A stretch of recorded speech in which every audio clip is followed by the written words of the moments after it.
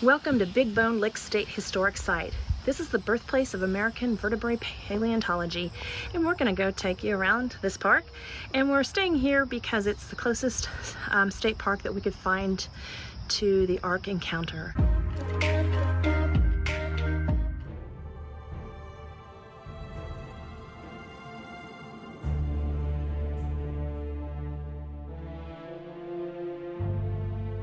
This state park became a national natural landmark in 2009. So you can check in at the building as you enter the gate, but the host left the office, so they left a sign that said be back at 2:30. And you can check to see if your registration is in here. Of course, we are almost the last one. If you want a site close to the pool, 5 is a good choice. They have a nice little pool in the area. It is open from 10 a.m. to 8 p.m. and it even keeps up with the water temperature. I kind of like that, right? 76 degrees today. You know how cold it really is. You'll get used to it. And let's go sit in here for a second.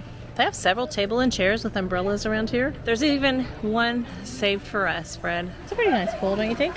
Yes, it is. No. Well, when you think there's only 62 sites, And also, this is what I do. it's pretty fitting. Put 62 people in there. Very rare that 62 people come at the pool at the same time. Bone Lick State Park offers so many amenities. As you're going into the museum and some of the hiking trails and to see the bison, you can stop by and visit the playground. This playground is pretty nice. It has sawdust and offers a variety of choices of things to do for the children. They have a nice pavilion where you can have a party or a family gathering. Back behind the pavilion there are a couple of tennis courts, so you can play pickleball or tennis here as well. They also have a huge concrete pad with 4 basketball hoops. There's also a nice suspension bridge here. You know we gotta check that out. That is a beautiful bridge that goes across a lovely creek. It's shady here and you can see the water's down a little bit. Still a beautiful area. Let's take a walk across the bridge and bounce it.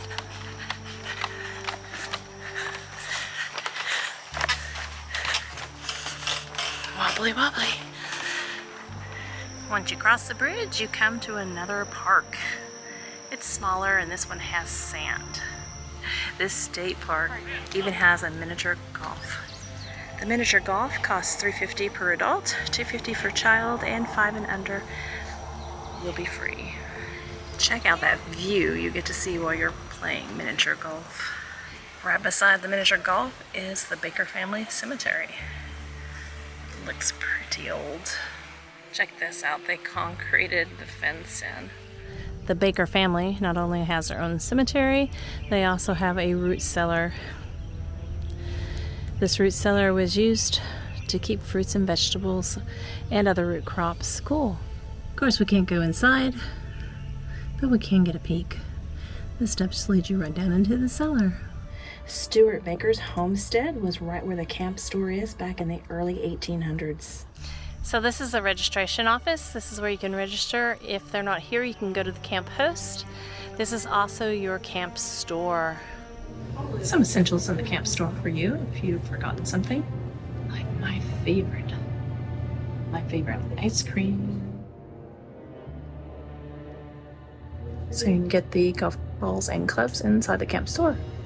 You purchase your ice in the camp store and come out here to get it. They also sell firewood at $6 a bundle and ice. This campground is big rig friendly, as you can see here. This is a relatively smaller park. It has 62 sites and most of the sites come with electric and water, even though the water is quite a ways away, so bring a long hose if you come here.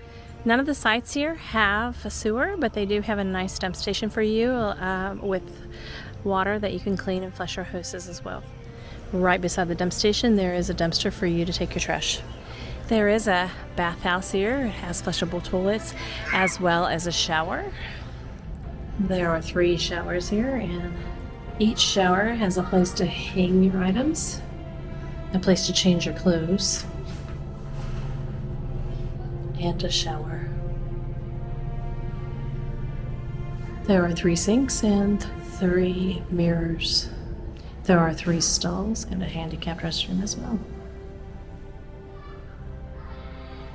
There is a small laundry facility here. The laundry hours are from 9 to 8. There are 4 washing machines. They take quarters only. There are 4 dryers here. It will cost $1.50 to wash your clothes. It costs $1 to dry your clothes.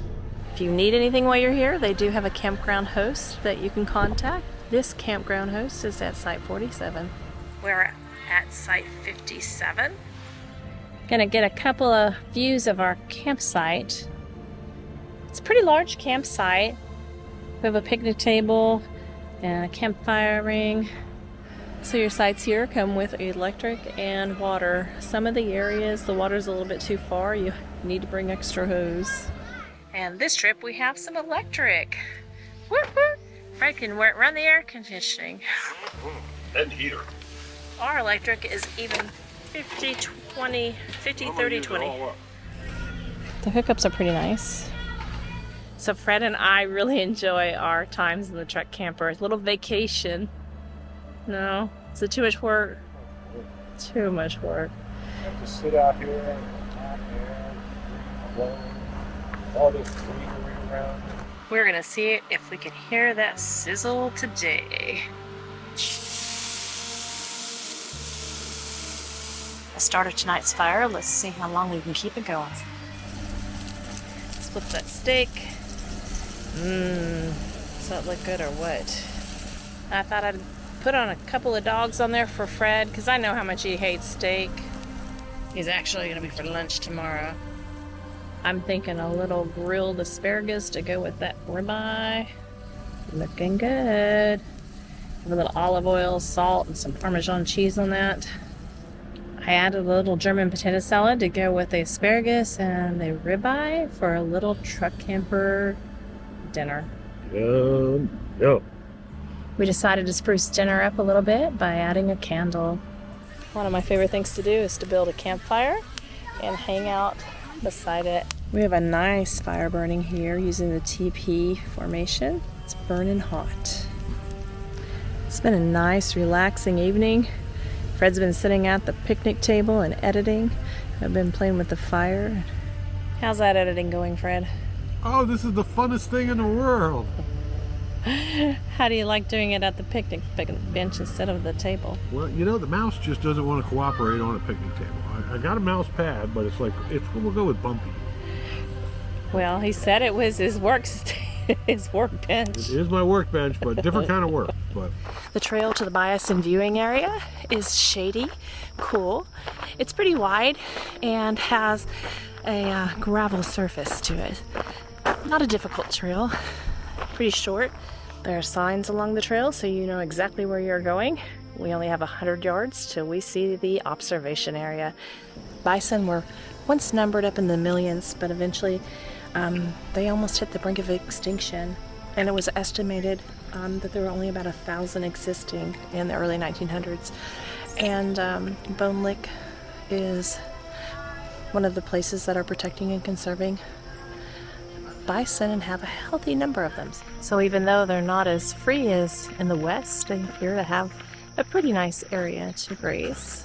They have a few picnic tables down here by the bison observation deck if you want to come down and bring a snack or lunch. If you need a break as you come down the path, there are a few benches available along the way.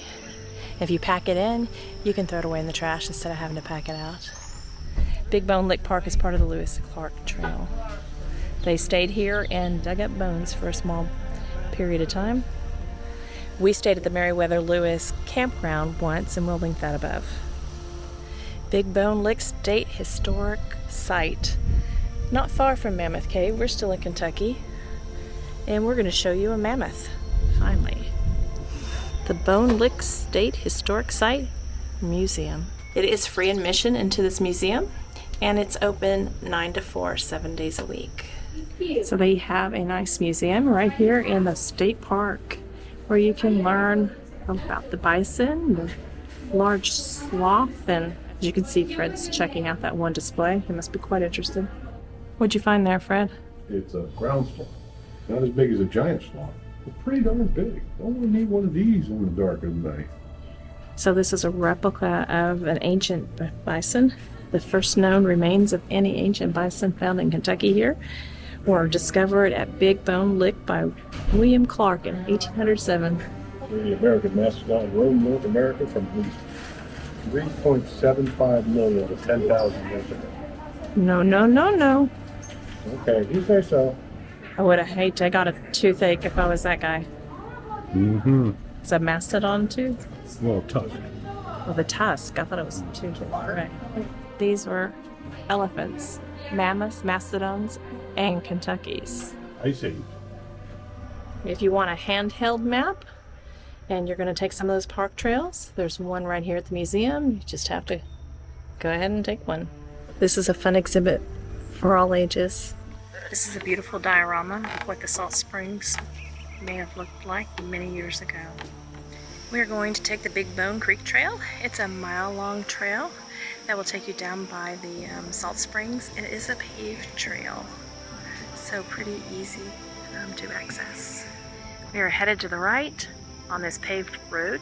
Looks pretty nice, a little bit of a hill, but we're headed to the salt spring. This trail is easily wheelchair accessible. In this area, they have found over 8 species of extinct animals and have recovered some of their bones. There are plenty of places to rest on your way to the salt springs. Keep right. There are plenty of signs directing you in the correct direction. Along the path, you can also stop and read a lot of cool information about the area as you're traveling.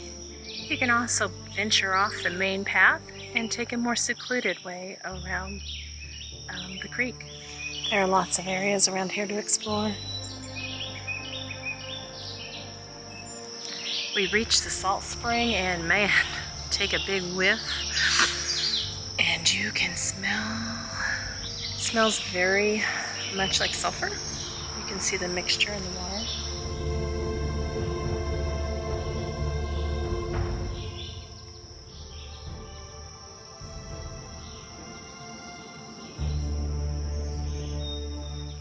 This small path that diverts off of the main path takes you down by the river and onto a few of the banks where you can get near the water.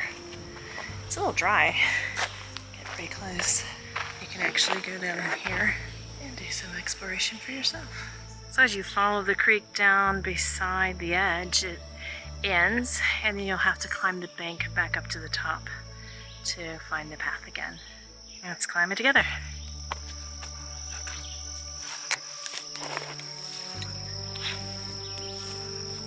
We made it back to a better path and back on our way to the paved area. I have a fascination with footbridges. Absolutely love crossing them. Ooh, another footbridge. Nice. Could you imagine being here in the 1800s? I'm sure you'd be crossing mud right now, but running into one of those big beasts. So famous explorers Meriwether Lewis and William Clark were here. They collected fossils. All right, it's time for the Big Bone Lick State Park Cellular Service Review. Well, no Verizon at this park, but they did have a new contender. The local Wi-Fi, we were able to test that out, and it came in first place. Highly unusual, very good quality speeds. 101 down and 102 up. Very nice. Well worth it. Next we have T-Mobile coming in at 45.6 down and 1.89 up. And in last place was AT&T at 3.59 down and 0.55 megabits per second up. So you could get by, but you're not going to be on the internet too much. You're going to be out enjoying this lovely park with just about every amenity you could think of and a nice museum to boot. So very nice. Next time we'll definitely stay here a little bit longer. So really enjoyed it, and the price was right. So we'll talk to you next time.